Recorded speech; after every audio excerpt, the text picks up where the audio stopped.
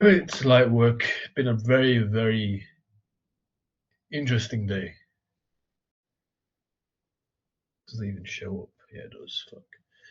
Interesting day, to say the least. New habits that I'm going to develop.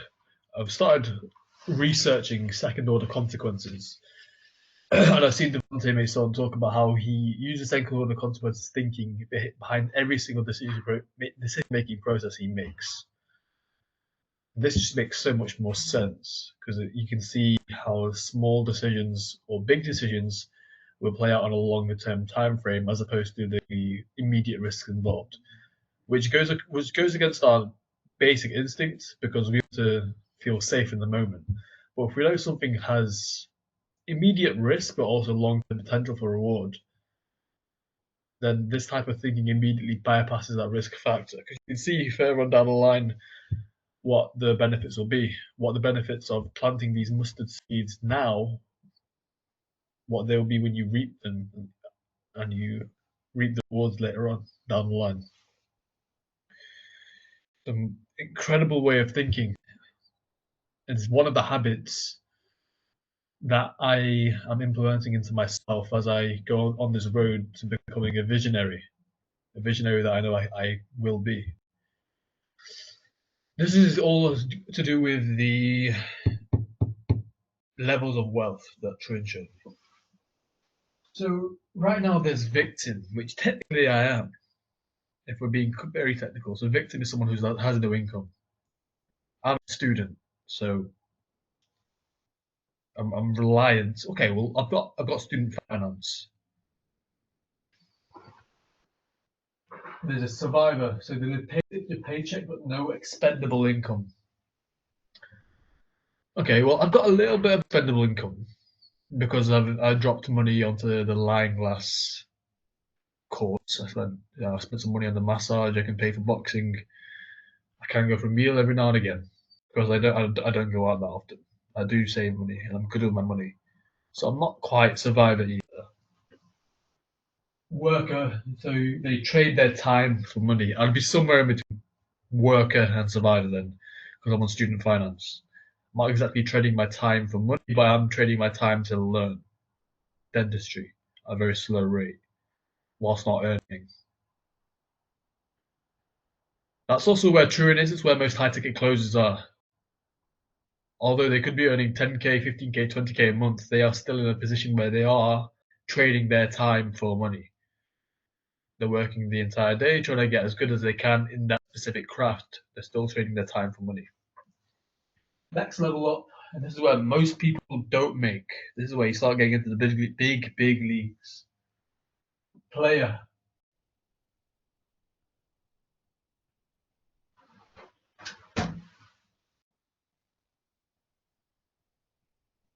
Cash flow business.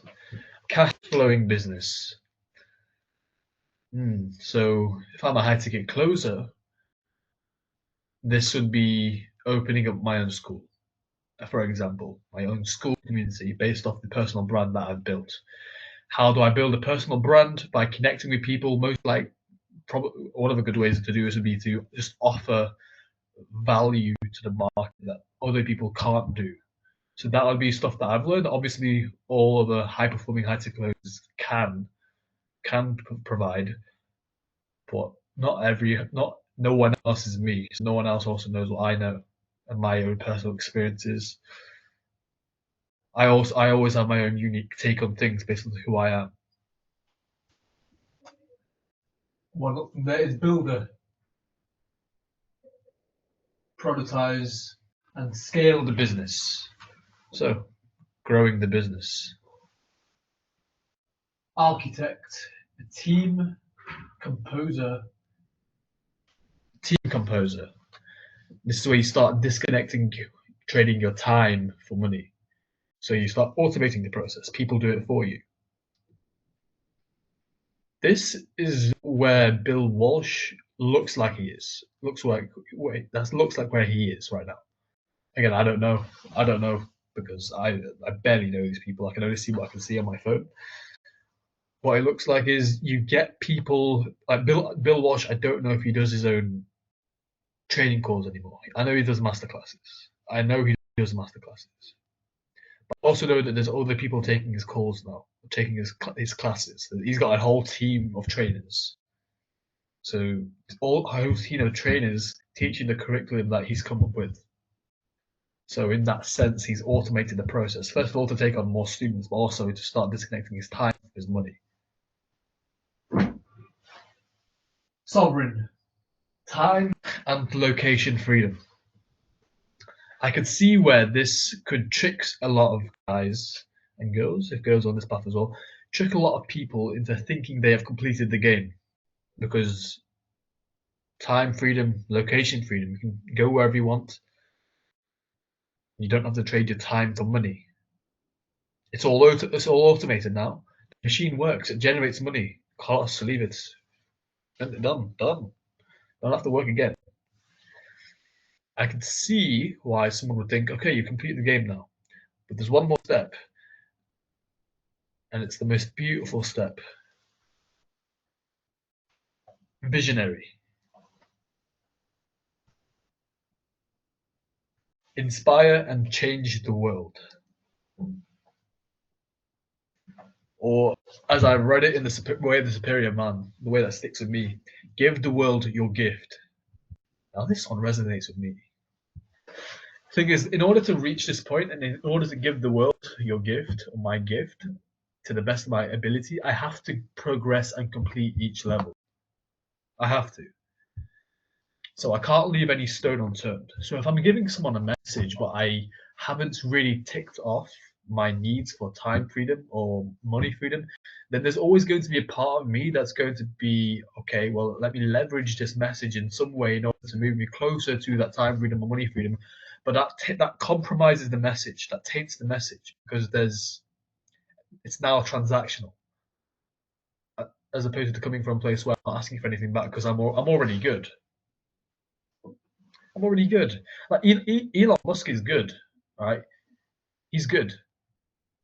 When he sold, I think it was PayPal. When he sold that, he was good. But the thing is, Elon Musk is a visionary, and he wants to change the world. Yes, he's good. Money doesn't need the money. Does it, like money freedom, time freedom? Yeah, but he's built different.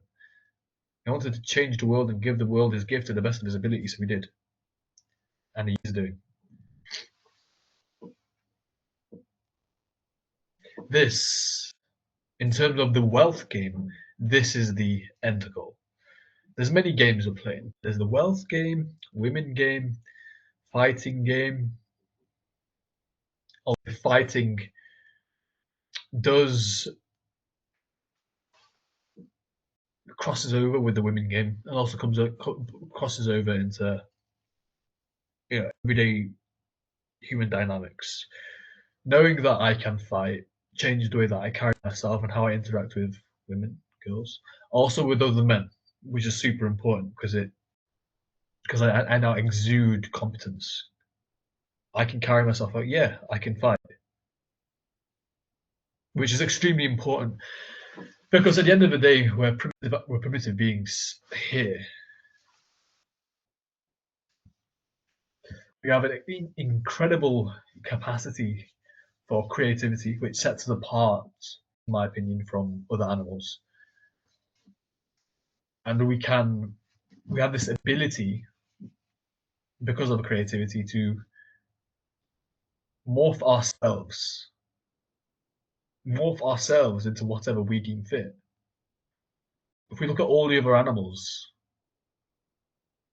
they are just a product of their environment. They're just a product of their environment. We have the ability to first recognize our environment, either get out of it or change it to our creative thinking, create a new vision.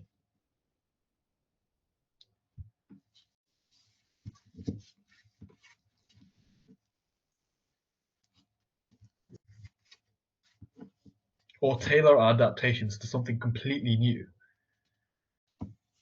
Fucking go to space, mate. Go to outer fucking space. Right, it's 8:10 and this guy ain't showed up. The thing is, it's recording and taking notes, but the screen this. recording and taking notes, but in terms of the face cam,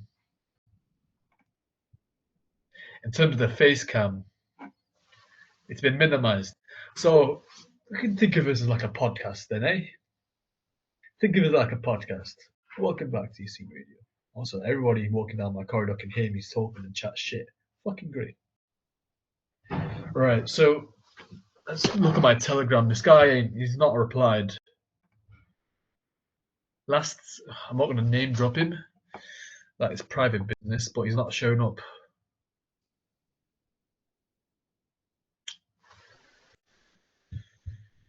That's disappointing. That is disappointing. Thing is, he's seen the Telegram message as well. That is disappointing.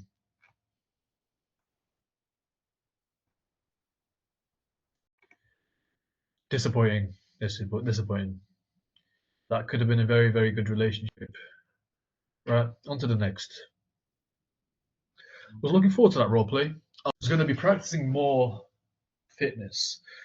Fitness I can really, usually I can do. This new Kurt Udale, it's not a script, right? It's not really a script. And we're not really going through it a cappella. It's more of a checklist that lists intentions. So it's a guide, right? For someone looking to go into online business, so if I'm selling a business like a course for someone going into online business, e-commerce, trading, or anything like that, this is very, very straightforward. But in terms of someone going to fitness, I just need to modify it slightly in terms of the current situation part.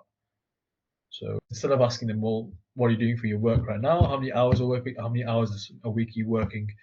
And how much are you making from those hours you put in? And what about your current situation? Is it serving you? That's making you want to move into from this job to the online space. Like, how bad is it really?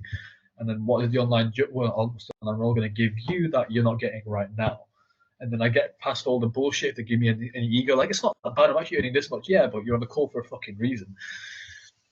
Yeah, so I mean, yeah, you tell me it's not that bad, but why are you looking to move into this? Oh, I just want more time. Okay, so you're not getting enough freedom right now. What does that look like? Okay.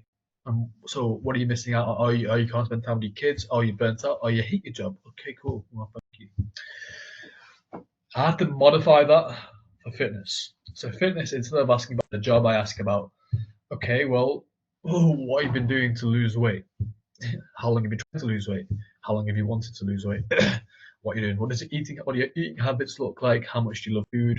Oh, I just love food. I just can't really stick to a diet. I just love enjoying my food. Do you exercise? How many times exercise do you do it? Do you do it consistently? Yeah, I do. I do. Do a few things here and there. I've tried doing this, but I just give up, and I start again, and then give up, and it affects my self-esteem. Okay, of course, you can't stick to something and going through the cycle of going on and getting off and then constantly giving up every time you try something. It just, it's doing your head in, it's breaking your spirits. Something needs to change. That's the thing. And I mean, have you looked on? Yeah, I've looked on, and how's that fucking going for you? Is that working? No. I mean, you could just keep on doing, could just keep on making for YouTube videos. Why exactly here on this call?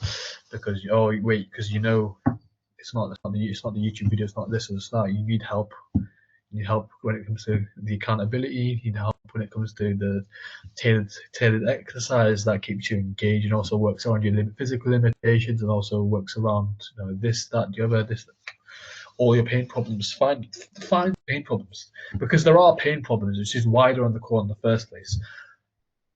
And the thing is, the prospect may not be willing to acknowledge that, but they need to, because that's the only way that someone fixes their situation. I've got this new diagram here. By the way, I love representing ideas as shapes or diagrams and putting it on my wall. So every time I wake up, I'm just constantly surrounded by these ideas, reminders of ideas. I'm consciously conditioning my brain with higher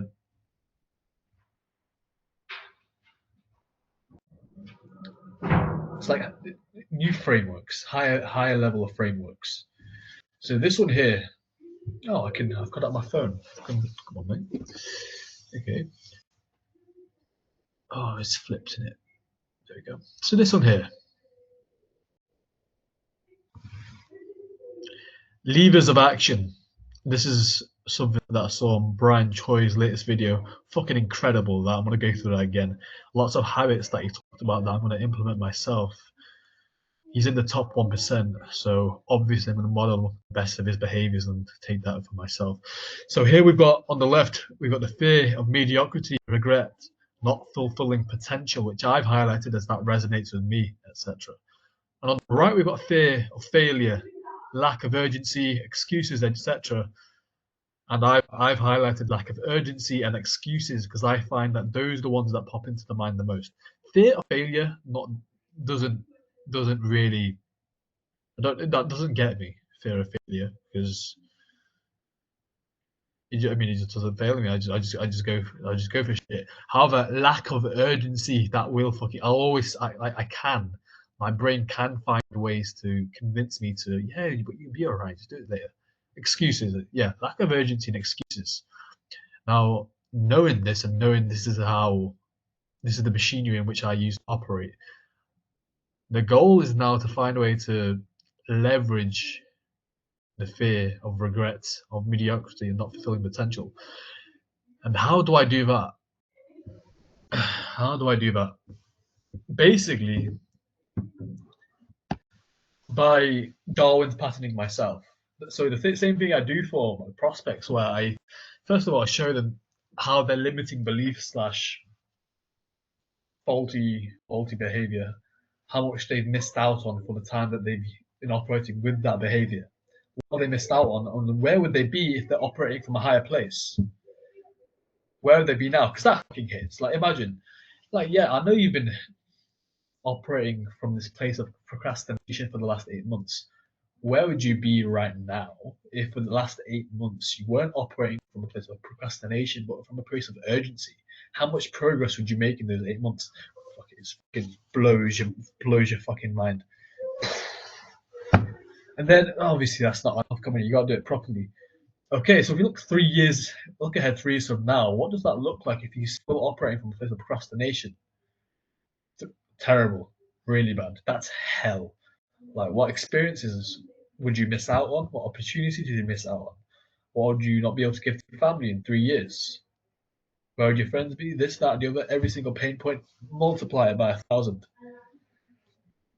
Because if you're not moving forward, you're moving backwards. So the further we look forward to that 3 years, it actually gets worse and worse and worse exponentially. Because the longer you keep going, the bigger and bigger that snowball gets until it just becomes like a fucking avalanche. More momentum, it's more pain. Are you willing to settle and let that happen? No, why not? You've been doing this the last 8 months. Why are you not willing to settle and let that happen now? Create the urgency, yeah. Right now, you need to change right now. Now amplify the positive. Okay, let's flip this. Let's say we find a way to move past this pattern of procrastination here today on this call. Today on this call. Make it right now, us here together. Picture yourself in 3 years from now, and you've been 3 years operating from a place of urgency and action. What do you look like after these 3 years when you successfully have taken action and you are feeling confident? You're seeing real progress. What does that look like? Different version of you, which is what people want. Different version of me. And this is what heightens the fear of mediocrity, fear of regret, fear of not fulfilling that potential. And the thing is, once you visualize that success 3 years down the line, when you replace your limiting belief with a new one, you see your potential. You feel your potential. You can see it. It's within reach. And it's you. And the only reason you're not getting to that version of you is because you reject that version of yourself consciously. You reject it because you can see it now and you know what steps you need to take to get there. And that creates the fear of regret and not fulfilling your potential. If we increase that, we increase the lever of action. And suddenly the power of the excuses, the fear of failure and lack of urgency It may stay the same, but guess what? This one's much higher, baby. We're taking action. We're taking flight.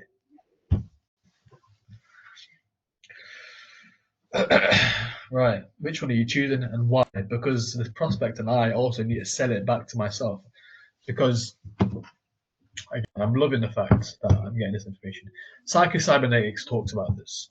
Whenever we say something out loud, our subconscious brain hears it. Our subconscious cannot tell the difference between a joke or what's true or what's not true. It can't tell the difference between operating in terms of succeeding or operating in terms of failing. So if you're constantly thinking of failing, your unconscious, your subconscious doesn't know the difference.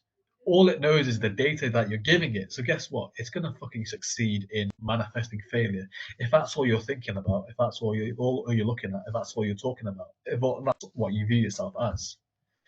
Flip that on the other side. If all you talk about is success, if all you see in yourself is success, and if all you talk about is how you're going to be successful, and you talk about your big goals, again, your subconscious hears that. It doesn't do anything else other than find a way to make that happen. It's great. So it's take advantage of this shit. Right. Time 22 past. Yeah, he's not showing up. Right. So this roleplay's not going ahead then. Right. Well, this rant is going on YouTube. Looks like. Listen, I'm getting something out of this. I'm talking about the Darwin's pattern, reframing limiting beliefs. This is good because it's Feynman technique. If I can explain it to myself or I can explain it to an audience, then it means I understand it intimately, which is good. It's a very, very good way of learning.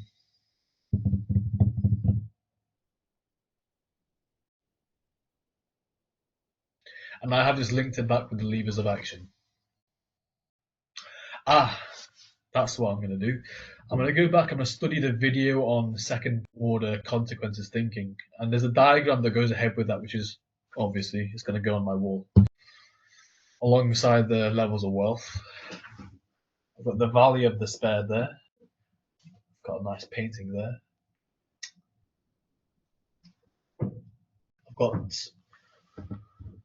I've got the quotes from, I believe, called Aquaman. He owns a water park in Dubai, and I saw him on Instagram. He said he had these quotes in his phone that he would read through when things are very, very low, which is great because if you're conditioning your mind with ideas of success, even when things are going terribly, then you're basically telling yourself, listen, mate, I don't give a fuck how bad things are externally. I'm always going to think about the positive and succeed, regardless.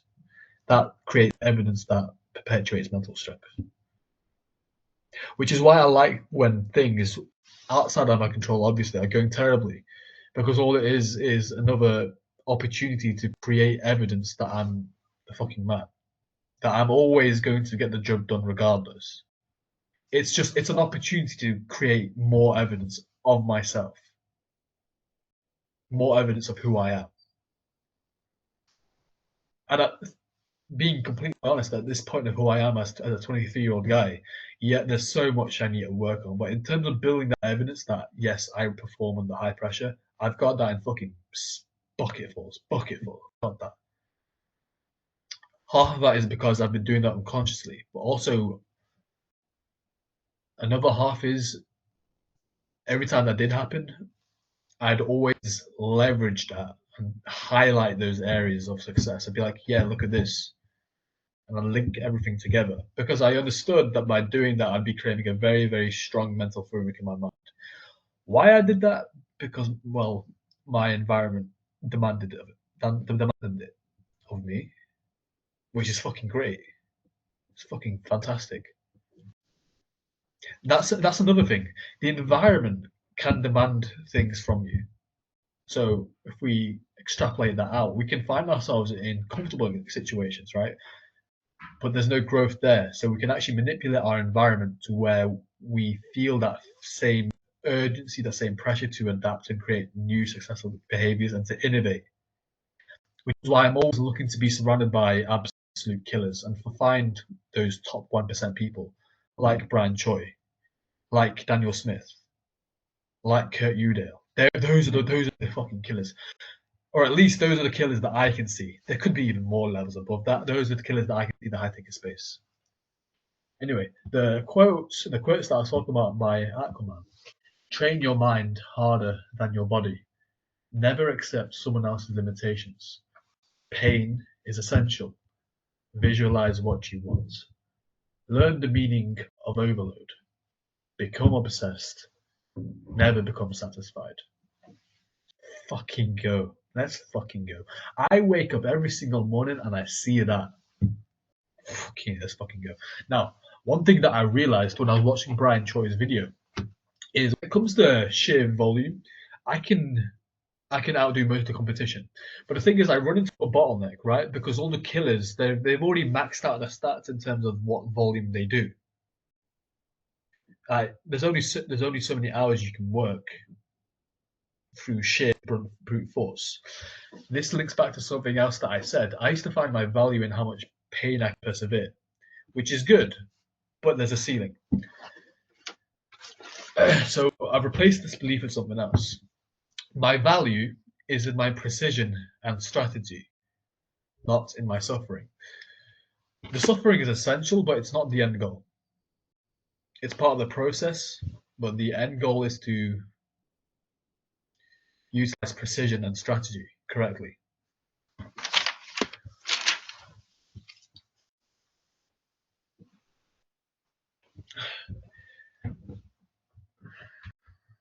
And this is what I recognized in Brian Choi. So I compared myself, of course, because I'm someone who's not even earning in high ticket sales, compared to someone Brian Choi who's got years of experience, worked with the top dogs in the game. He's also in the top 1% of high ticket sales closes. So obviously he's got a mental model that's got some good shit in. And I want to know what he's got. Looking at what he's doing, he's got an entire system created to implement feedback and to move forward. So I've got this on my Google Docs, right? Let's get Google Docs. Of course I've already created it. Come on, Google Docs. Google Docs. So yeah, I'll load it up. Right. Yeah, of course I've extrapolated this to everything. I'll get onto that later. Sales roleplay tracker. So I've got what did I do well? What can I improve on? One thing that I'll work on that will improve me by 1% tomorrow. Now I'm going to be doing this after every single call. Obviously, there's been no call today. Great. I'll do it for my call yesterday. And fuck it, because I want to get some extra work done, I'll do it for the one before that as well. Now, this is only for sales, but I'm going to, yeah, I mean, fuck it. Become a high performer in all realms of human endeavor. Come on, man. So I've got a fight April 5th. I've got 4 more sparring sessions, at least. So obviously, I've got a boxing tracker as well. What did I do well? What can I improve on? One thing that I'll work on that will improve me by 1% tomorrow. Off the top of my head, I can already remember one thing that I do well. My head movement is good. Jab's good. I need to let my right hand go once I get into distance with my double jab. I get into distance, but then I don't throw my right hand. I'm in distance, but I don't throw the right hand. Throw it. And also, when I'm throwing a jab, yeah, I've got good hand discipline, right? So my hand stays here. The thing is, when I'm throwing my jab, my face is still open. So I just need to bring my right hand across and create the block. Small change, just a small change. Small change.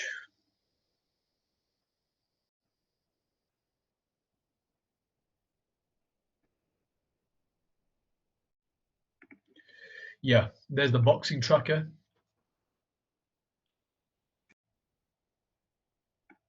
Come on now, sales roleplay tracker. Actually, let's get this on the camera. Let's get this on the fucking camera. Hang on. Is this flipped? Yeah, I'll flip it like that. There we go. Mission of flip it again. Cool. Pop, pop. Yeah, so what did I do well? What can I improve on? One thing I'll work on that will improve me 1% tomorrow. 1503rd, 1603. Cool.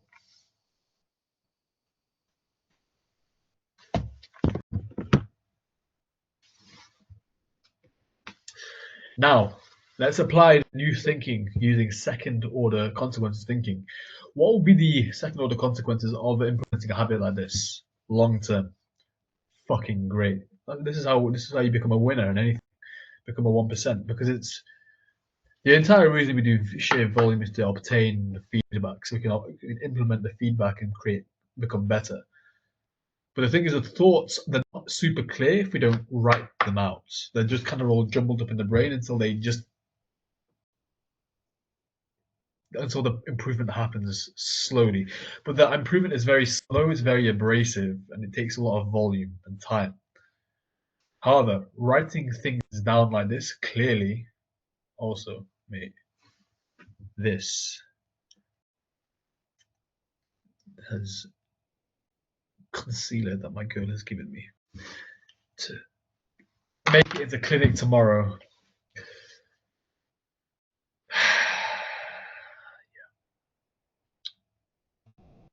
What has my life come to? Fucking hell! Imagine the version of you seeing looking back at this a year ago from now. What was I doing a year from now? What was I doing a year ago? Probably. Whoa. Whoa. What was I doing a year?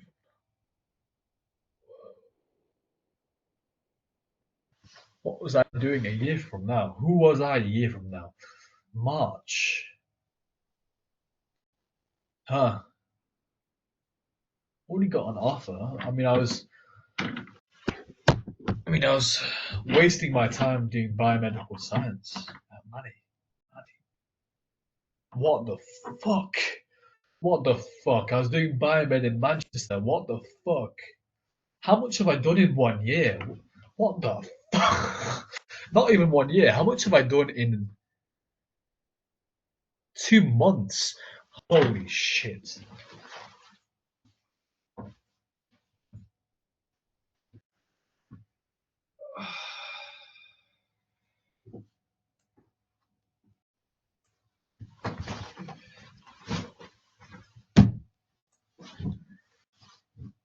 Yeah, that's fucked. The progress that I've made in 2 months is fucking scary. The thing is, when I look at the level of progress that I make,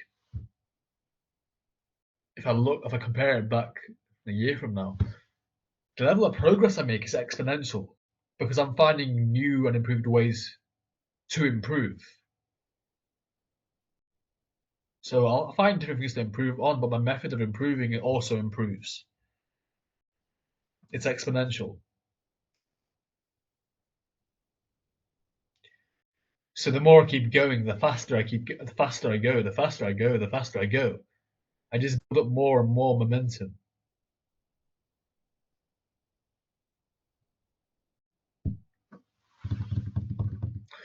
Yeah, I mean the difference that the last 2 months have made, role playing almost every single day. Fucking huge. Now, that being said, I don't have an expert mentor, right, to show me where my blind spots are. But this will be enough in order to get those first few roles, in order to get that cash flow in where I can just go straight away into a mentorship group. Most likely Kurt Udell's, most likely, because me. He talks about a lot of the same things as Daniel Smith. I'm going into Daniel Smith's as well because both those guys look like absolute fucking killers that I want to learn from and surround myself with. Yeah, last 2 months have been super fucking quick, and I don't see myself slowing down. That's the thing. I see myself speeding up. I've got a boxing fight in 2 weeks, and I don't see myself slowing down before that or after that. I see myself speeding up after that. In fact, I see myself dropping out of university by the end of the year to go into sales. And then when I go into sales full time, what the fuck am I going to do then? Well, I actually know I'll become a fucking killer, and I'll go into the top 1% eventually. There's a reason I'm saying that, because when I say that out loud, it doesn't matter whether or not it's true. When I say that goal in my mind, I want to create that picture. My brain automatically sets it here, and it automatically fills in all the blanks. It creates the path and creates all the obstacles and parts of myself that I need to chip away in order to get there. So now I can see which parts of myself I need to improve in order to go there. I can see the pain and struggle. But the thing is, I don't give a shit about pain and struggle. I eat that for breakfast. All I need to do is walk down the path. So, top 1% here I come.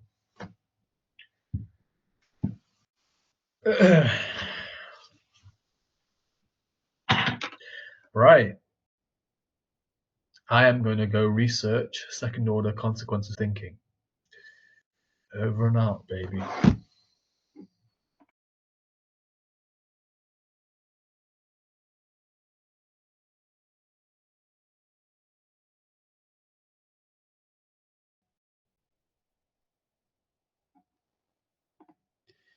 Yeah, so I just went on a 5-minute rant and it didn't record. Am I going to do it again? Yes, I am. Why? Because fuck you. That's why. I think that's gonna fucking stop me. Cunts. That's good.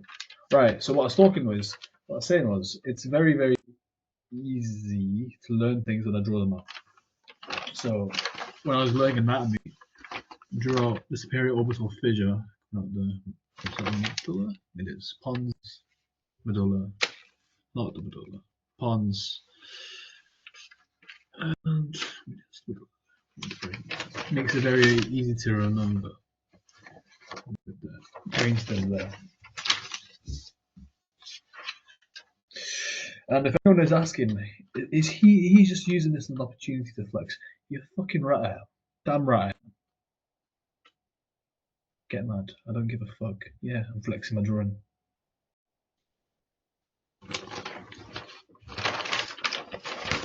Then I got the base of the brain.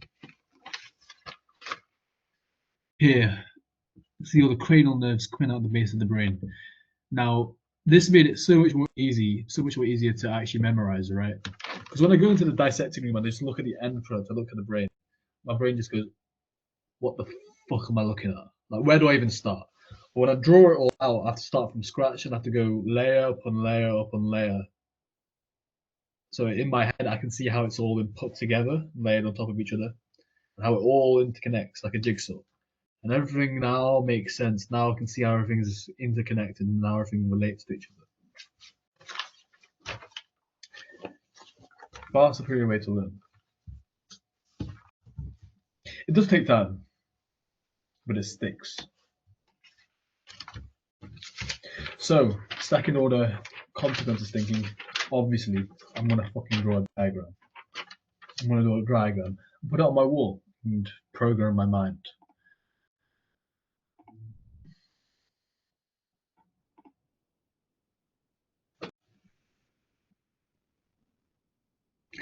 Oh yeah, it's second order thinking. Second order thinking, that's what it's called.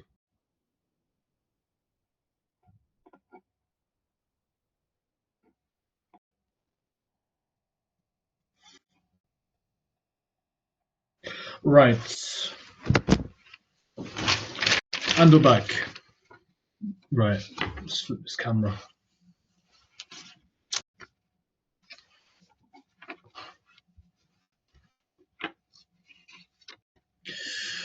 Right, so we're thinking short-term pleasure versus short-term friction / pain.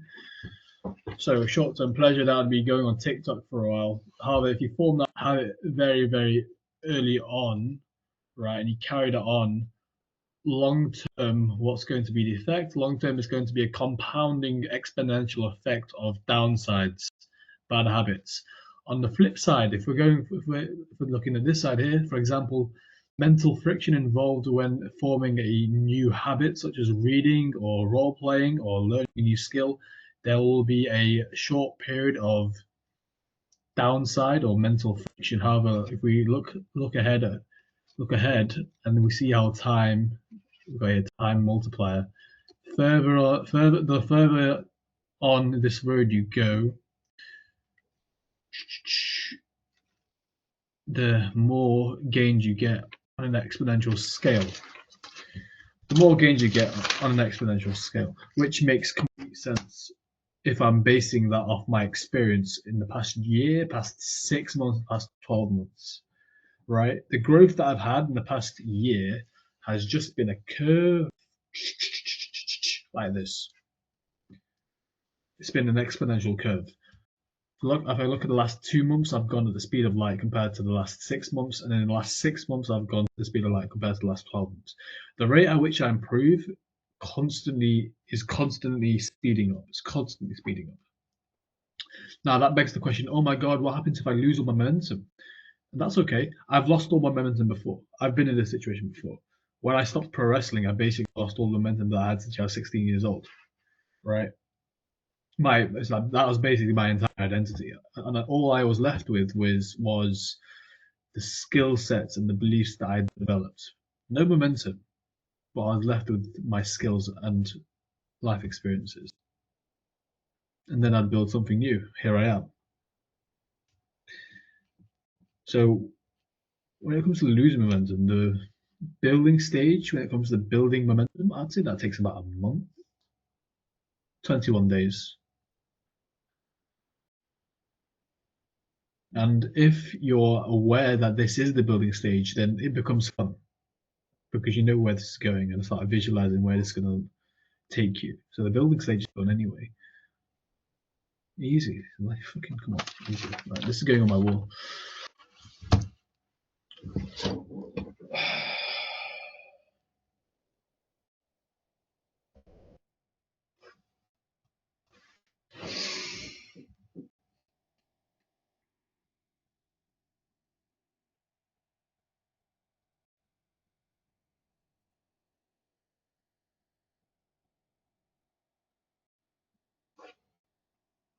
Cool.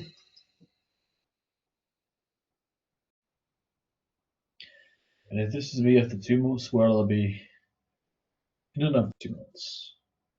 I'll see you then. Where will I be in a year? I'll see you then. I could be dead. I could be dead. I could be dead tomorrow. That's the thing. I could be dead tomorrow. So making the most of my time here because I don't know when it ends. I don't know. That is God's plan. That's not up to me. What is up to me is how productive and how much I make out of the gifts that my God has given me. My God. God has given me. To show him how beautiful his creation can be and create as many positive patterns and create the biggest waves possible.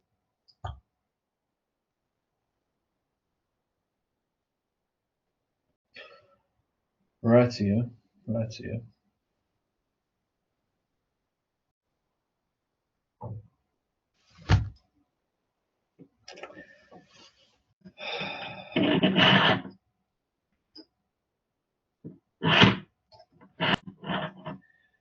I don't think a lot of people in my year are even conscious of the game of life.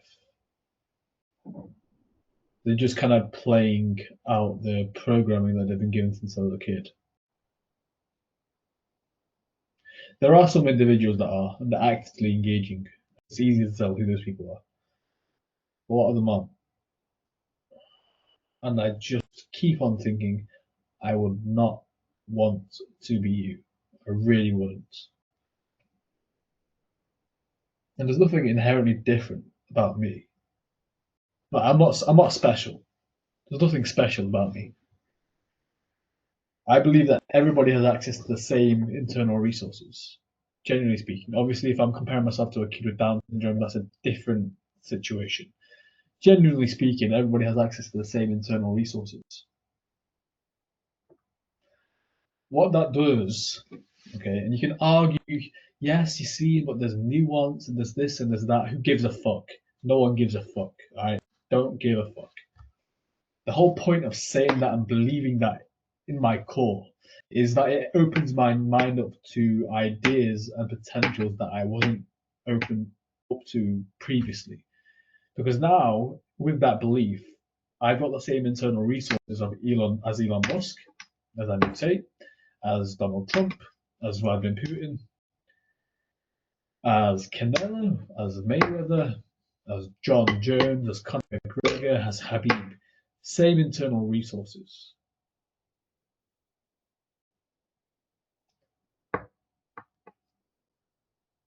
Knowing that, the only reason why I'm not who I want to be yet, and I'm not where I want to be yet, ultimately, is on me.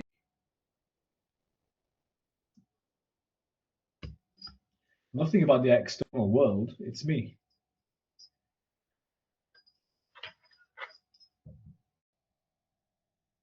And also, if we're going back to the levers of action I was talking about before, viewing myself through that lens of having the same internal resources as everybody else creates this fear of not fulfilling my potential.